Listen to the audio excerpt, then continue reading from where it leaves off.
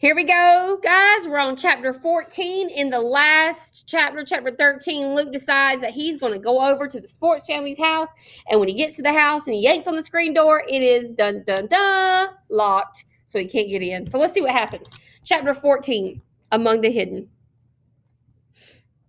In all his plottings, Luke had never thought of the screen door being locked, though he knew his own parents locked up at night when they didn't forget.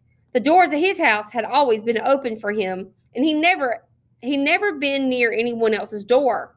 Idiot, he muttered to himself. He tugged harder on the door, but he couldn't concentrate enough to make his hands work together. Each second that passed made the hair on the back of his neck stand up more. He'd never been so exposed in his entire life. Hurry, hurry, hurry, get out of sight. The door didn't budge. He'd have to turn around now. That was what his brain said. What his hand did was plunge through the screen. He pulled the wire away, and the frame reached through. The screen scraped the back of his hand and his arm, but he didn't stop. He fiddled with the lock inside until he heard it click. He silently slid the screen door back and stepped past the hanging blinds into the sports family's house. Even with the blinds blocking every window, the room he entered was airy and bright. From the freshly painted walls to the sparkling glass tables to the polished wood floor, everything looked new. Luke stared. Almost all the furniture in his own house had been around as long as he could remember, and whatever patterns and designs it originally carried had long ago been worn away.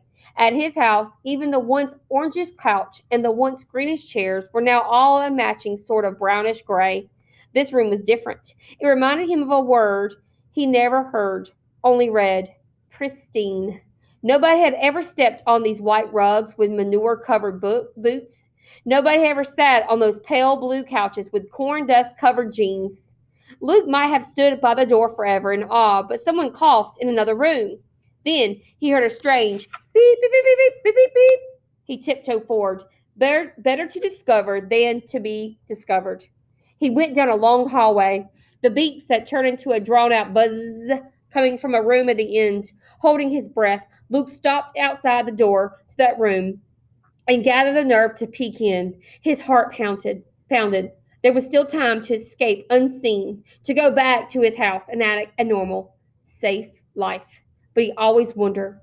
Luke leaned forward slowly, moving a fraction of an inch at a time until he could just barely see around the door.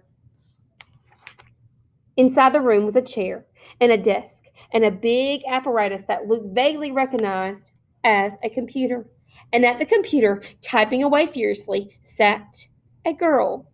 Luke blinked, thrown off. Somehow he never thought about the sports family's third child being a girl. She was mostly facing away from Luke, and she wore jeans and a gray sweatshirt, not much different from what the sports family brothers always wore. Her dark hair was almost as short as Luke's, but there was something about the curve of her cheek, the tilt of her head, the way her sweatshirt clung to her body. All that made Luke certain she wasn't like him. The girl turned her head. Luke croaked. Before he had a chance to think of another word, the girl was across the room and had knocked him down. Then she pinned him to the floor, his arms twisted behind his back, his face buried into the carpet. Luke struggled to turn his head to breathe. So, the girl hissed in his ear, you think you can sneak up on a poor, innocent, unsuspecting girl who's home all alone? Guess nobody told you about our alarm system. A call went out to the security guards the minute you stepped onto our property. They'll be here any second. Luke panicked. So this was how he died. He had to explain. He had to escape. No, he said. They can't come. Oh, yeah? The girl said. Who are you to stop them? Luke raised his head as much as he could. He said the first words that came into his mind. Population police. The girl let go. Could you imagine that the third child in the sports family's house was actually a girl? I'm so excited to keep reading. All right, guys, so go ahead and get your work done. Chapter 15's next.